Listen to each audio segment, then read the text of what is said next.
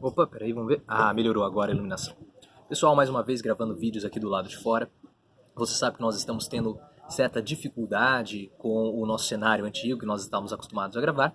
E possivelmente ao longo da semana nós vamos fazer vídeos do lado de fora. Então eu já gostaria de pedir que você deixe aqui nos comentários como está a captação de som, como está a imagem, está muito escuro, está muito claro, para que a gente possa ir ajeitando isso aos poucos ao longo aqui das nossas gravações. E deixe aqui também no comentário se você gosta desse tipo de vídeo do lado de fora, se você gosta do vídeo dentro do carro, se você gosta do vídeo dentro de casa, para que a gente possa fazer vídeos mais diferentes, mudando o cenário aqui no canal do Professor Leonardo. E eu gostaria de trazer para vocês uma análise muito interessante a respeito, mais uma vez, do presidente Bolsonaro. Porque aqui no canal nós já entendemos, nós temos uma tese muito bem construída, com a ajuda de vocês, então sou muito grato aos comentários de vocês, porque vocês têm ajudado bastante no desenvolvimento dessa nossa tese a respeito dos objetivos de Bolsonaro. Mas outras pessoas começaram a perceber, e pessoas fora do nosso próprio país. A Europa, recentemente, colocou muita atenção no Brasil, principalmente em Bolsonaro, por conta da Amazônia. Aquela foto de São Paulo no meio da tarde virando noite viralizou, correu os jornais, correu a mídia no exterior, principalmente na Europa, gerando preocupação, tá ventando um pouco aqui, gerando preocupação por parte de alguns governos, como o governo francês, o governo irlandês, o próprio governo alemão, ficaram muito perplexos com aquela situação, com aquela foto e principalmente com as queimadas da Amazônia, e começaram a discutir esse assunto no G7 e também internamente. Então o Brasil virou centro das atenções internacionais, até com risco de algumas sanções. Mas é interessante que um filósofo português, o Diogo Sardinha, percebeu quais são os objetivos de Bolsonaro e ele adota uma linha de raciocínio muito parecida com aquela que nós estamos desenvolvendo aqui no canal do Professor Leonardo. Você sabe que Bolsonaro ele não tem um projeto de governo e que o governo Bolsonaro é dividido basicamente em dois presidentes, Bolsonaro e Paulo Guedes. Paulo Guedes responsável pelo desenvolvimento, pela administração econômica do nosso país. É claro que ele é um representante do neoliberalismo dentro do governo Bolsonaro e ele vai tocar a economia para a elite brasileira. E se sobrar alguma coisa, os pobres vão melhorar de vida. Mas esse é o objetivo de Paulo Guedes. Bolsonaro tem um outro objetivo completamente diferente, que não é governar. Ele não tem plano de governo.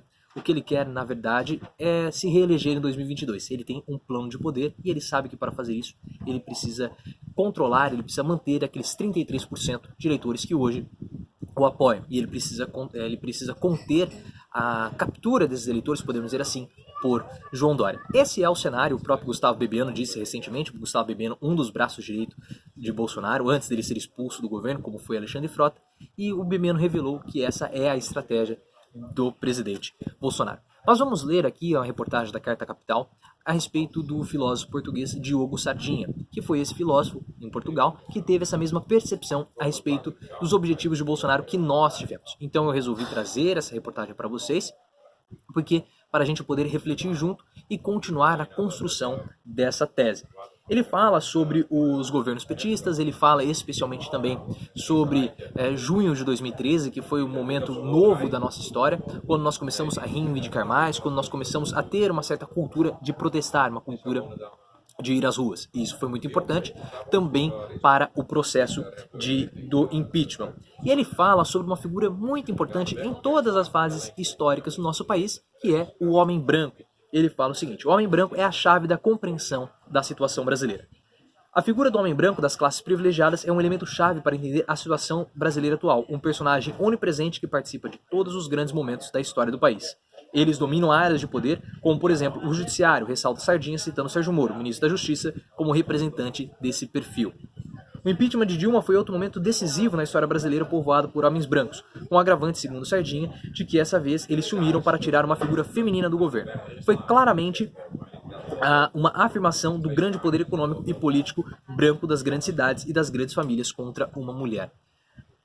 Você pode discordar, talvez um pouco de exagero, não sei se foi isso, não sei se foi porque Dilma Rousseff era uma mulher. O problema foi que o o neoliberalismo começou a entrar em colapso no nosso Brasil, aqui no nosso país, porque Dilma não conseguia manter os níveis de crescimento. Ela tentou implementar uma política neoliberal com Joaquim Levy no segundo mandato, não deu certo. Nós tivemos o problema das commodities, os preços das commodities caíram, nós não conseguimos mais vender conforme nós estávamos vendendo, e é claro, a economia entrou em recessão, muitas pessoas perderam poder de compra, muitas pessoas perderam seus empregos, e aí a situação acabou ficando insustentável. Sem empregos, as pessoas não têm recursos, sem recursos, as pessoas não compram, se as pessoas não compram, as empresas acabam não tendo lucro, e aí é uma situação que vira uma bola de neve. O processo de destruição de Dilma teve como objetivo reforçar o poder de grupos que foram ligeiramente afastados deles, de acordo com Sardinha, que cita pelo menos polos importantes da sociedade brasileira, como a igreja ou o exército. Eu não sei se a igreja ou o exército foram tão afastados assim por Dilma Rousseff. No governo Lula, a igreja, tanto nós temos que lembrar, o Edir Macedo, Lula frequentemente, né, sempre foi uma pessoa muito próxima do Edir Macedo, mantinha pelo menos certa proximidade, e o exército, Lula foi, podemos dizer assim, um pai para o exército, deu muito dinheiro, disponibilizou muito recurso para o exército. Mas vamos voltar aqui. E ele fala sobre essa imbecilização coletiva, e isso é muito importante porque reforça aquela nossa fala sobre a destruição promovida por Bolsonaro. Parte dos eleitores do presidente Jair Bolsonaro, no entanto, são pessoas de classe baixa, negros e mulheres, e elegeram democraticamente um homem branco de elite para governar o país. Diogo Sardinha apresenta diversos argumentos para decifrar esse episódio da história brasileira e lembra, antes de tudo, que nem todos se sentiram representados no discurso do chefe do Estado. É complexo, ele fala. Muitas vezes as pessoas votam contra seus próprios interesses, mas o que se passa no Brasil é muito curioso. Poderíamos chamar de tentativa de imbecilização coletiva. E é isso que o Bolsonaro quer fazer. Você sabe que o Bolsonaro ele quer destruir tudo. Ele não tem um plano de governo, mas sim um projeto de poder.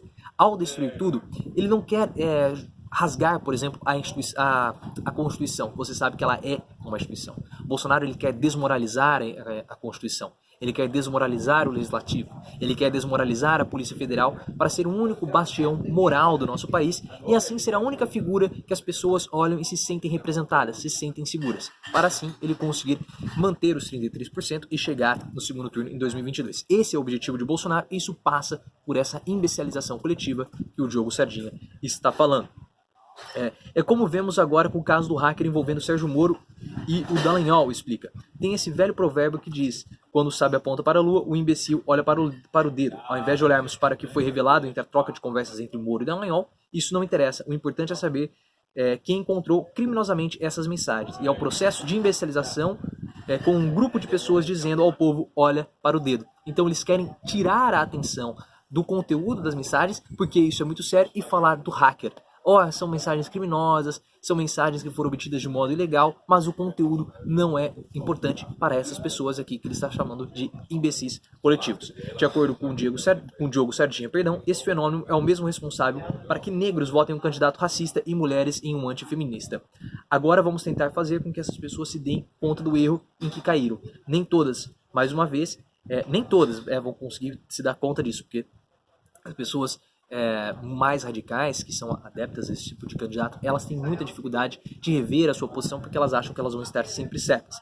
Mas é preciso trabalhar para que aqueles que se equivocaram compreendam isso e entendam que o erro pode ser corrigido.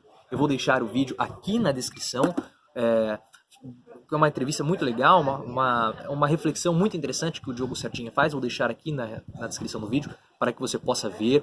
Deixe aqui os seus comentários, essa percepção. Perceba que essa nossa tese, que foi sendo construída aos pouquinhos, começou a ganhar força. Agora até mesmo adeptos internacionais começam a ter essa mesma percepção que nós aqui do canal do Professor Leonardo tivemos. Graças aos comentários de vocês, graças à participação de vocês, nós conseguimos desenvolver essa tese que começa a ganhar força, começa a ganhar forma cada vez mais, e sempre trazendo esses elementos para ajudar na construção desse pensamento. Então, gostaria de agradecer a todos vocês que compartilharam, todos vocês que deixaram comentários. Se inscrevam aqui no canal do Professor Leonardo, deixem o feedback a respeito desses vídeos gravados do lado de fora, e me sigam no Twitter também, @profleoficial.